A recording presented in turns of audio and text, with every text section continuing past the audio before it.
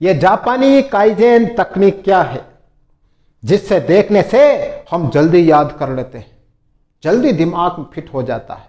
ये जापानी काइजेन तकनीक क्या है?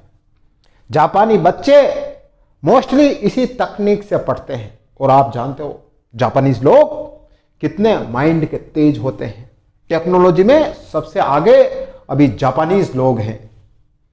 आखिर कैसे ये अपने दिमाग को कंट्रोल में करते हैं, कैसे अपने दिमाग को इतना तेज करते हैं और कैसे ये फास्ट याद कर लेते हैं जापानीज बच्चे।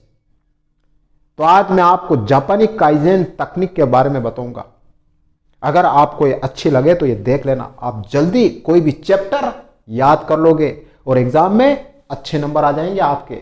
देखो, जापानी काइजेन तकनीक जल्दी याद करने का तरीका, ये 5 पॉइंट है इसके। देखो, सबसे पहले एक छोटा भाग चुने।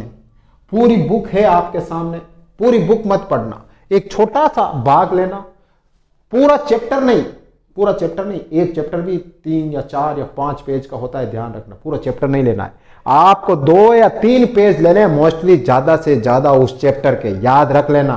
फिर 2 या 3 पेज को ही आपको पढ़ना है। और कब तक पढ़ना है? टाइमर लगा देना 30 मिनट तक पढ़ना है इन चैप्टर को। और 30 मिनट आपको न मोबाइल देखना है, न आपका माइंड डिस्टर्ब करना है, न घर वालों की बात सुननी है, कुछ नहीं करना है। बस 30 मिनट तक पूरा ध्यान लगाकर, पूरा दिमाग उसी चैप्टर में, ये जो 2 या 3 पेज लेते हो उसी पर अपना ध्यान लगाकर पढ़ना है 30 मिनट तक।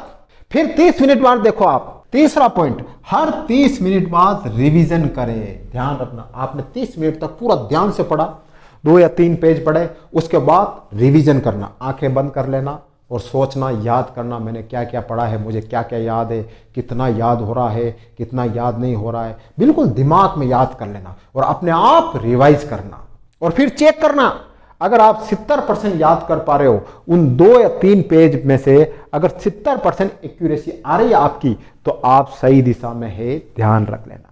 अगर नहीं आ रही है तो आपको और ज्यादा मेहनत करने की जरूरत है, और ज्यादा अपने माइंड को कंसंट्रेट करने की जरूरत है, ध्यान रख लेना। यह करना। फिर क्या करना है, अगर आपको लगता है फिर भी याद नहीं हो रहा है तो फिर आप बोलकर याद कर सकते हो। बहुत से बच्चे ऐसे भी होते हैं जिनको बोलकर याद करने में मजा आता है और बोलकर पढ़ते हैं तो याद हो जाता है।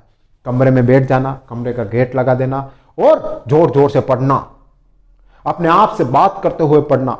जब आप जोर जोर से पढ़ोगे, बोलकर पढ़ोगे, तो आपके माइंड वो बातें रिवाइज होगी और आपको लगेगा कि यार मुझे याद हो रहा है, तो आप बोलकर भी याद कर सकते हो। फिर तरीका देखिए, आप चित्र या माइंड मैप बनाकर भी याद कर सकते हो। कोई भी टॉपिक है उसका छोटा चित्र बनाओ या उसका छोटा चार्ट बनाओ।